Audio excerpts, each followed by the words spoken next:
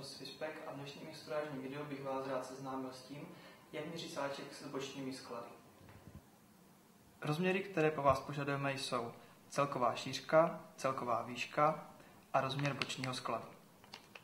Celkovou šířku změříme tím způsobem, že pravítko přiložíme zleva doprava a změříme rozměr. V tomto případě se jedná o 80 mm. Celkovou výšku změříme stejným způsobem, akorát pravítko přiložíme z vrchu dolů, zahrneme i oblasti sváru a přečteme rozměr. V tomto případě se jedná o 245 mm.